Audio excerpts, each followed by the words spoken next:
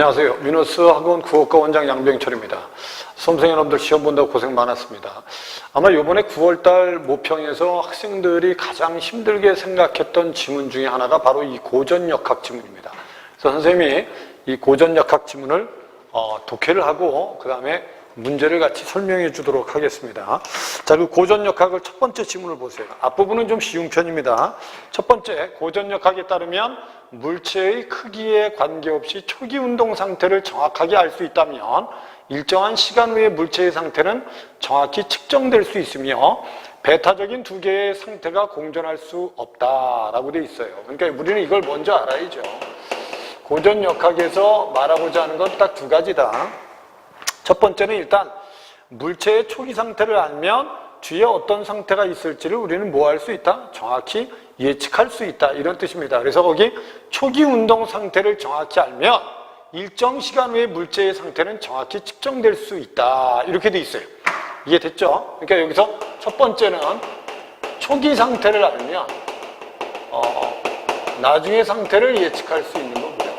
두 번째는 두 번째 중요한 게 뭐죠? 배타적 두 개의 상태가 공존한다.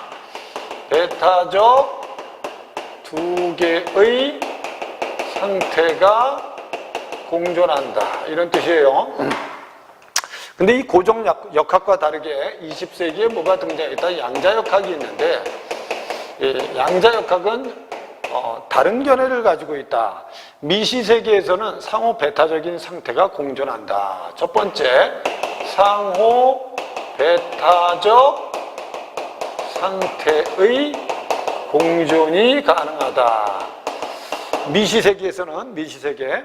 그 다음에 밑에 미시세계에서 상호 배타적 상태의 공존을 이해하기 위해서 거시세계에서 회전하고 있는 반지름 5cm의 팽이를 생각해 볼까요? 이 팽이는 시계 방향 또는 반시계 방향 중 한쪽으로 회전하고 있을 것입니다. 팽이의 회전 방향은 관찰하기 이전에 이미 정해져 있으며 다만 관찰을 통해서 알게 되는 것뿐입니다. 관찰이란 단어 중요한 단어죠. 관찰 동그라미죠. 이와 달리 미시세계에서 전자만큼 작은 팽이 하나가 회전하고 있다고 상상해 봅시다. 이 팽이의 회전 방향은 시계 방향과 반시계 방향 두 상태가 공존하고 있다는 겁니다. 하나의 팽이에 공존하고 있는 두 상태는 관찰을 통해서 한 가지 회전 방향으로 결정나는 겁니다. 관찰을 통해서 결정난다. 두 개의 방향 중 어떤 쪽이 결정될는지 관찰하기 이전에는 알 수 없습니다. 거시세계와 달리 그래서 양자역학이 지배하는 미시세계에서는 우리가 밑줄과 관찰하기 이전에는 상호 배타적 상태가 공존하는 것이다. 됐죠? 뭐 하기 전에는?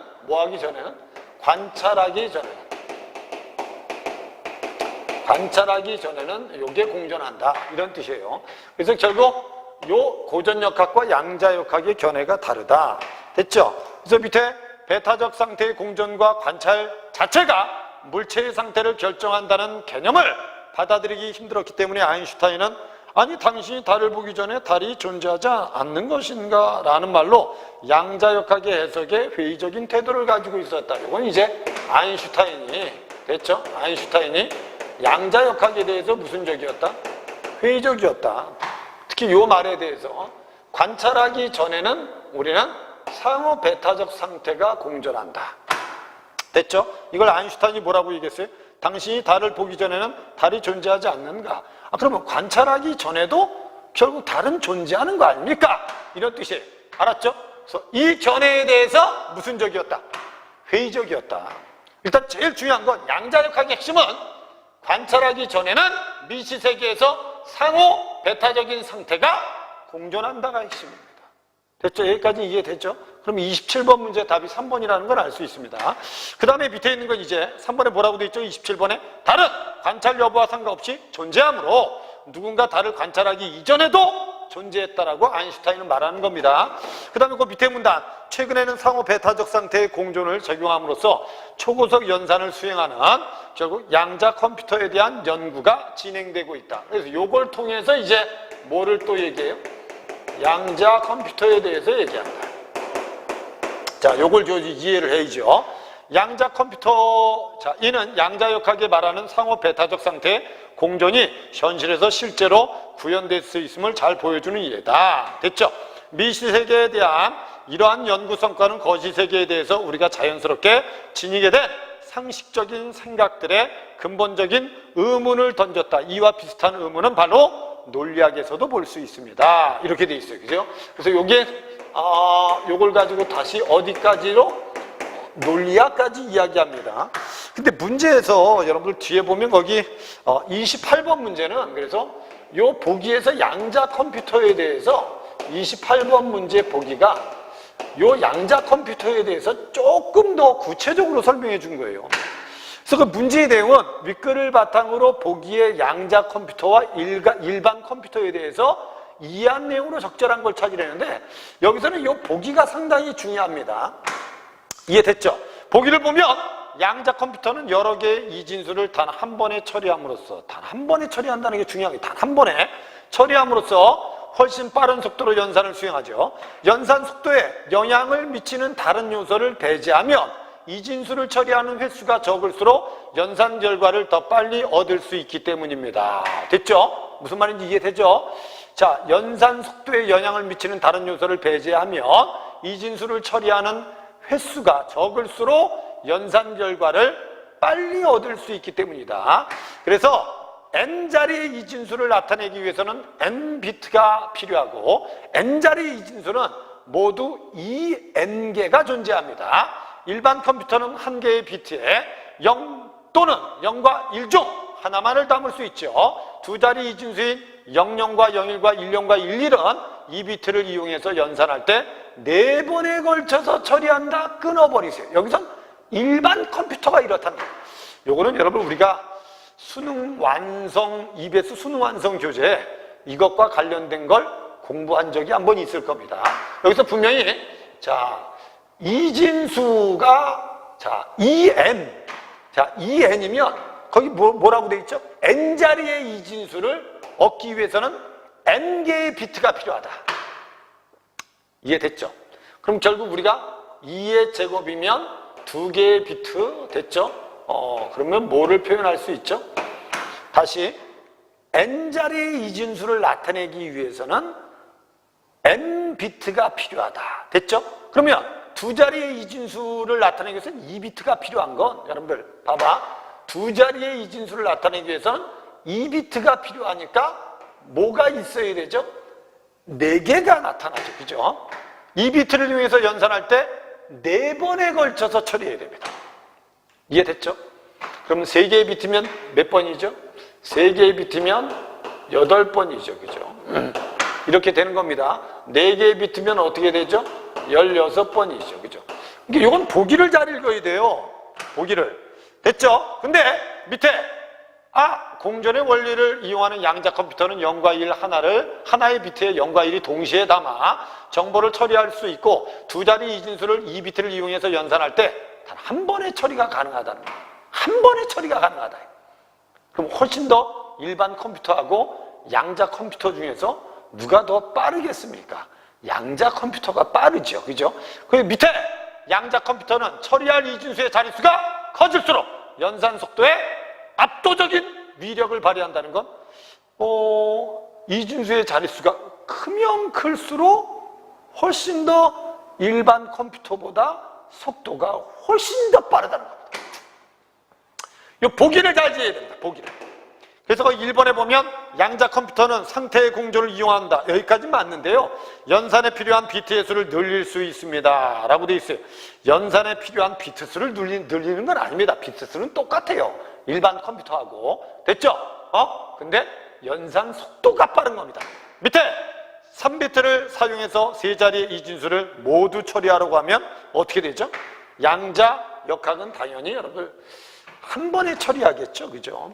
근데 우리가 일반 컴퓨터는 3개의 비트입니다. 그러면 2의 3제곱이면 결국 당연히 8개가 되죠. 그죠? 그래서 3비트를 사용해서 세 자리 이진수를 모두 처리하려고 할 때 양자 컴퓨터는 일반 컴퓨터보다 속도가 6배 빠르다라고 돼 있어요. 이 6배란 근거는 어디서 나온 겁니까 도대체? 됐죠? 일단은 양자 역학은 지금 분명히 3개의 비트가 있는데 이 3개의 비트를 가지고 요 8개의 계산을 한 번에 할 수 있는 겁니다. 됐죠? 이해됐습니까? 무슨 말인지 이해되죠? 그러니까 이걸 꼭 6배다 이렇게 말할 근거는 없습니다. 밑에 한 자리 이진수를 모두 처리하기 위해서 1비트를 사용한다고 할 때 일반 컴퓨터와 양자 컴퓨터는 처리 횟수가 같지 않습니다. 알았죠? 그럼 한 자리면 2 됐죠? 한 자리 비트 그럼 몇 개죠? 2개죠. 그죠? 그러면 양자역학하고 같은 속도로 처리한다는 건 말이 안 되는 겁니다. 답이 4번이 답이었습니다. 그래서 4번에 양자 컴퓨터의 각각의 비트에는 0과 1이 공존하고 있어서 4개의 비트 한 번에 처리할 수 있는 4자리 이진수의 개수는 모두 똑같이 일반 컴퓨터와 16개가 맞습니다. 근데 처리 속도는 누가 더 빠르다? 양자 컴퓨터가 훨씬 더 빠르다. 이게 다란 말이에요. 그래서 대부분 학생들이 이 문제의 답을 3번이라고 오답한 학생들이 좀 많습니다. 이해되죠? 일반 컴퓨터나 양자 컴퓨터나 결국 16개는 동일한데 양자 컴퓨터는 이걸 한꺼번에 처리한다. 됐죠? 이게 일반 컴퓨터보다 뭐가 빠를까요? 속도가 빠르겠죠. 됐죠? 자, 그 다음에 그 밑에 지문의 논리학을 한번 보겠습니다. 여기서 이제 양자 컴퓨터에서 논리학으로 넘어갔어요. 그래서 논리학에서 뭐라고 써놨죠? 자, 고전 논리는 참과 거짓이라는 2개의 진리치만 있는 이치 논리입니다. 됐죠? 이치 논리예요. 자, 여기 봐봐. 고전 논리는 됐죠? 참과 거짓이라는 2개의 진리치만 있는 이치 논리다. 됐죠? 이치 논리다. 근데 그리고 고전 논리에서는 이러한 진술, 어떠한 진술이든 참 또는 거짓이다. 이는 우리의 상식적인 생활과 잘 들어맞는다. 그러나 프리스트에 따르면 프리스트 동그라미 쳐보세요. 됐죠? 자, 프리스트에 따르면 참인 진술과 거짓인 진술 이외에 참인 동시에 거짓인 진술이 있습니다. 이를 설명하기 위해서 그는 거짓말쟁이 문장을 제시했습니다. 됐죠? 이 프리스트는 요거에 예외가 있다는 거죠. 그래서 요걸 말하기 위해서 거짓말쟁이 문장을 제시했다. 근데 요 거짓말쟁이 문장을 이해하려면 또 뭘 알아야 된다고 돼 있어요, 거기? 거짓말쟁이의 문장을 이해하기 위해서 우리는 자기지시적 문장과 자기지시적이지 않은 문장을 구별해보자. 그래서 예를 들면 거기에 이렇게 돼 있죠. 이 문장은 됐죠? 18개의 음절로 이루어져 있다라는 문장과 됐죠? 페루의 수도는 이렇게 돼 있죠. 페루의 수도는 리마이다라는 문장이 있는데 됐죠? 이 문장은 자기지시적인 문장이고 이거는 자기지시적이지 않은 문장이라고 이미 돼 있어요. 됐죠? 이건 자기지시적 문장이 맞습니다. 얘는 뭘 전달하는 겁니까? 페루의 수도가 리마라는 정보를 알려주는 겁니다. 됐죠? 밑에 그렇게 돼 있죠.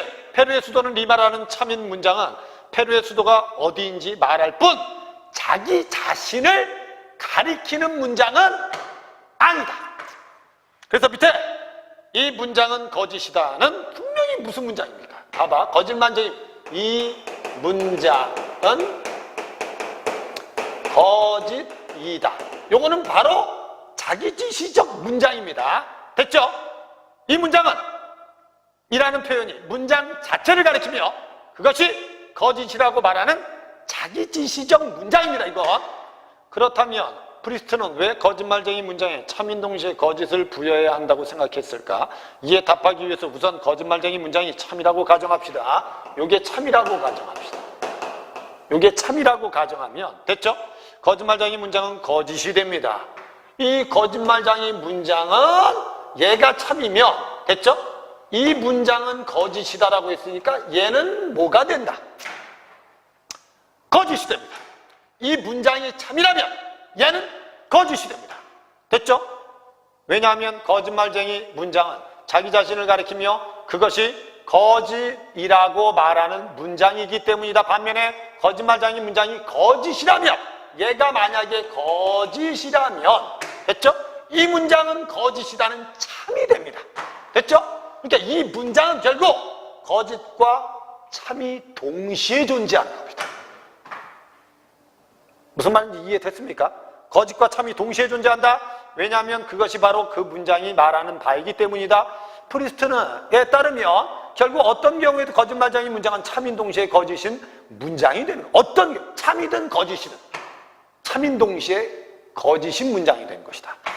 따라서 그는 거짓말장인 문장에 참인 동시에 거짓을 부여해야 한다고 봅니다. 그럼 거짓말장인 문장 외에 참인 동시에 거짓인 진리치가 존재함을 뒷받침하는 다양한 사례를 제시하면서 특히 그는 양자역학에서 상호 배타적인 상태의 공존은 이 점을 시사한다고 보고 있습니다. 그러니까 결국 요 거짓말쟁이 문장하고, 알았죠? 거짓말쟁이 문장하고 상호 배타적인 상태가 공존한다는 것이 같다는 거죠.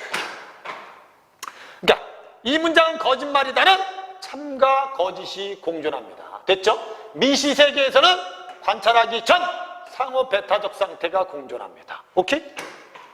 이 둘이 같다는 겁니다. 이해되셨습니까?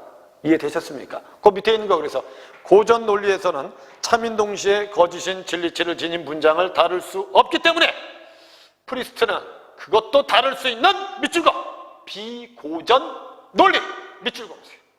비고전 논리. 그러니까 이것을 여기에서는 이걸 다룰 수가 없어요. 참인 동시에 거짓인 것을 여기서 다룰 수가 없어요. 알았죠? 그러니까 결국 프리스트는 뭘 만든 거죠? 비고전 논리 중, 됐죠? 역설 논리, 그죠?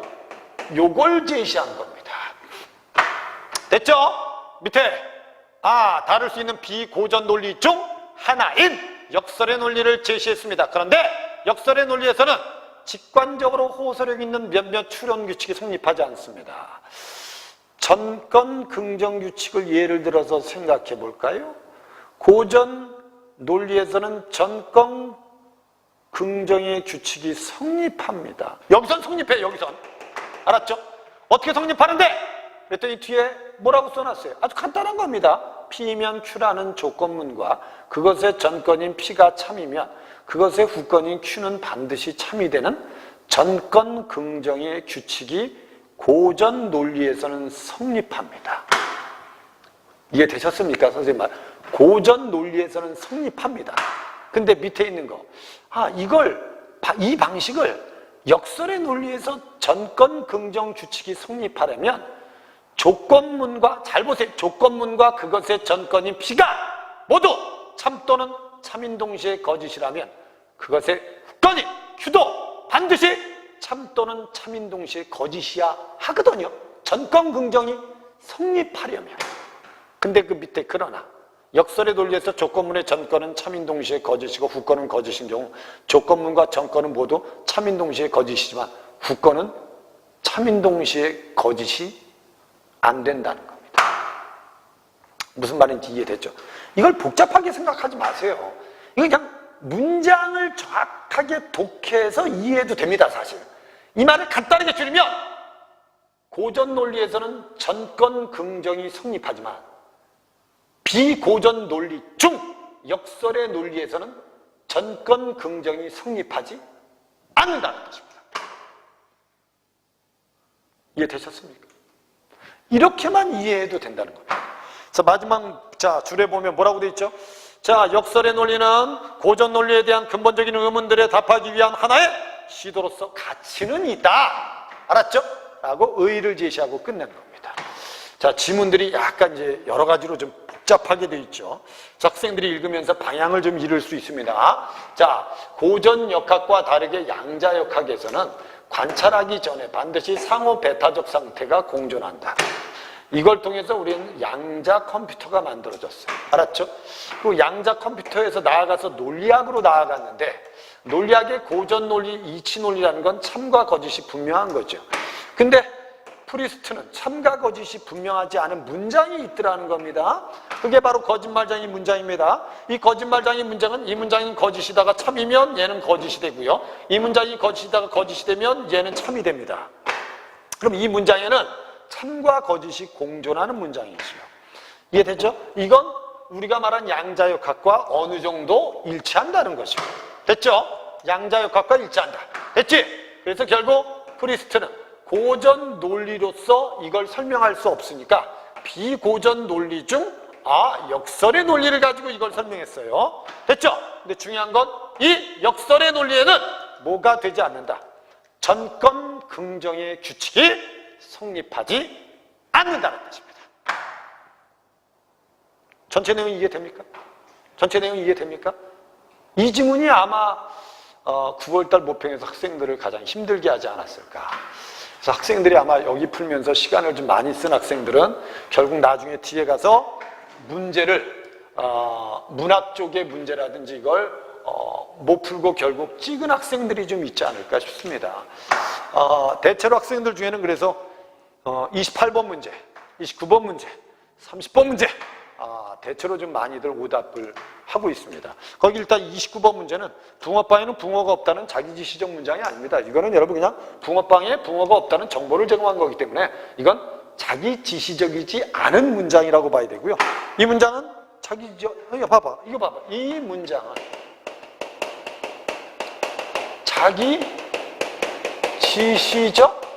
자기지시적이다. 그러면 이 문장 자체가 자기지시적 문장입니다. 됐죠? 무슨 말인지 이해됐죠? 근데 자기지시적 문장은 뭐다? 뭐라고 돼 있어요, 거기? 거짓이 아니다 라고 돼 있어요. 거짓이 아니다. 됐죠? 거짓이 아니다. 이해됐습니까? 이거하고 비교를 해보세요. 이 문장은 거짓이다 라고 할 때 얘가 만약에 참일 경우 이 문장은 거짓이 되지만 거짓일 경우 참이 됩니다. 근데 이거는 그렇게 할 필요가 없습니다. 이 문장은 자기지시적이다를 참이냐 거짓이냐. 아니 이게 참일 때는 거짓이 되고 거짓일 때는 이게 참이 된다? 거짓말쟁이 문장하고는 다르지 않습니까? 이건 그냥 이 문장은 자기지시적이다라고 하는 건 거짓이 아니고 그냥 참입니다. 이게 만약 거짓이라면 이 문장은 자기지시적이지 않다라고 써야 됩니다. 됐죠? 그러니까 이 문장은 거짓이 아닌 게 맞습니다. 2번이 답이었습니다. 이 문장은 거짓이다. 는 이치 논리에서 자기지시적 문장이 될 수 있습니다. 고전 논리에서는 어떠한 자기지시적 문장에도 진리체를 부여할 수 있습니다. 됐죠? 그 다음에 비논리, 고전 논리에서 모든 자기지시적 문장은 참인 동시에 거짓이다. 모두는 잘못됐죠. 답은 2번이 답이었습니다. 아마 이 문제의 오답률이 좀 높을 거라고 생각합니다. 그 다음에 30번 문제는 문제의 의도를 제대로 보세요. 뭐냐면 고전 논리에서는 참과 거짓이 있지만 알았죠? 그리고 고전 논리는 전권 긍정의 규칙이 성립하지만 역설의 논리, 비고전 논리 중 역설의 논리에서는 전권 긍정이 성립하지 않는다는 뜻입니다. 그래서 이 문제를 잘못 풀면 3번이라고 답하는데 3번은 절대 성립할 수 없는 겁니다. 밑에 윗글을 통해서 L에 대해서 적절하게 추론한 걸 찾으세요. 3번에 역설의 논리에서 니은과 P가 참 또는 참인 동시에 거짓이면 Q도 반드시 참 또는 참인 동시에 거짓이다. 그러면 전권 긍정의 규칙이 성립해야 됩니다. 성립하지 않습니다. 알았죠? 그러니까 3번은 답이 될 수 없는 겁니다. 1번에 역설의 논리에서 P가 참인 동시에 거짓이고 Q가 거짓이면 니은은 거짓이다. 이런 문장들을 굳이 다 비교할 필요가 있을까요? 역설의 논리에서 니은과 P가 참인 동시에 거짓이면 Q도 반드시 참인 동시에 거짓이 될 수 없다고 했습니다. 됐죠? 그러니까 2번, 3번은 성립할 수 없는 겁니다, 여러분들. 밑에 있는 거 4번도 고전 논리에서 니은과 P가 각각 거짓이 아닐 때는 Q는 거짓이다? 아니, 니은과 P가 각각 거짓이 아닐 때 왜 Q가 거짓이 됩니까? 말이 안 되죠, 그죠? 원래 고전 논리에서는 전권 긍정이 성립합니다. 근데 밑에 5번에 고전 논리에서 니은과 P가 참이라면 Q가 거짓인 것은 불가능하죠. 참이에요, 이슈요. 그렇죠? 이해됐습니까? 그러니까 이 문제의 핵심은 고전 논리에서는 전권 긍정의 규칙이 성립하지만 역설의 논리에서는 성립하지 않는다라는 걸 알아야 되는 거예요. 답이 그래서 5번이 답이었습니다. 밑에 있는 31번 문제는 3번이라고 오답한 사람들이 많은데 A는 고전 논리를 받아들이고 B는 역설의 논리를 받아들일 뿐만 아니라 양자역학에서 상호 배타적 상태가 공존히 시사하는 바에 대한 프리스트의 입장도 받아들이고 있다. 그럼 A, B는 아래의 기억 리을에 대해서 토론을 했습니다. 토론을 전자인은 관찰하기 이전에 S라는 상태에 있고 전자인은 관찰하기 이전에 S와 베타적인 상태에 있겠죠. 됐죠? 그 다음에 관찰하기 이전이라고 되어 있습니다. 반지는 5cm의 팽이가 시계 방향으로 회전한다. 반지는 5cm의 팽이가 반시계 방향으로 회전한다. 기억과 니은이 전자 2는 동일한 전자이고 결국 디귿과 리을의 팽이는 동일한 팽이랍니다. 그럼 밑에 A는 기억이 참이 아니라면 거짓이고, 됐죠? 다시 뭐라고? A는 기억이 참이 아니라면 거짓이고 참 거짓 이외에 다른 진리체를 가질 수 없다고 주장할 것이고, 그 다음에 B는 기억이 참인 동시에 거짓일 수 있다고 주장하지만 디귿은 참이 아니라면 거짓이라고 주장할 것이다. 거시세계니까요. 그 다음에 A, B는 모두 디귿이 참일 때 리을도 참이 되는 것은 불가능하다고 볼 겁니다. 왜? 거시세계니까. 그 다음에 밑에 A는 B와 달리 니은이 참인 동시에 거짓일 수 없다고 주장하겠죠. 고전 논리니까. 그래서 5번에 B는 A와 달리 리을이 참이 아니라면 참인 동시에 거짓이라고 주장할 것이다 라고 돼 있죠. 오케이? 말이 안 되죠. B는 A와 달리 리을이 참이 아니라면 참인 동시에 거짓이라고 주장하지 않습니다. B 또한 A와 같이 리을이 참이 아니라면 분명히 거짓이라고 주장할 겁니다. 됐죠? 답은 5번이 답입니다. 이게 이제 미시세계와 거시세계에 대한 기준을 좀 가지고 문제를 좀 접근해야 됩니다. 무슨 말인지 이해되시죠? 자, 32번 문제는 문맥상 A와 바꿔 쓸 수 있는 건 이건 3번이 답이었다. 됐죠? 선생님 보기에는 그래서 28, 29, 30, 31번. 이 부분을 아마 다 틀린 학생들도 좀 있지 않을까 싶습니다. 자, 요번에 수능시험, 남겨놓고 이제 가장 중요한 시험을 봤는데, 지금 분명히 비문학 지문 중에서 이 정도의 난이도의 지문이 분명히 수능시험에 출제될 거라고 여러분들은 생각하고 수능 마무리를 하시는 게 중요합니다. 그래서 약간 난이도가 있는 비문학 지문들을 경험을 하고 연습을 하는 게 중요하다고 생각합니다. 여러분들 시험 본다고 고생하셨고요. 알았죠? 혹시 점수가 잘 나오든 그렇지 않든 틀린 문제들 잘 점검해서 본인의 약점을 남은 기간 동안에 꼭 보완하셨으면 좋겠습니다. 수고하셨습니다.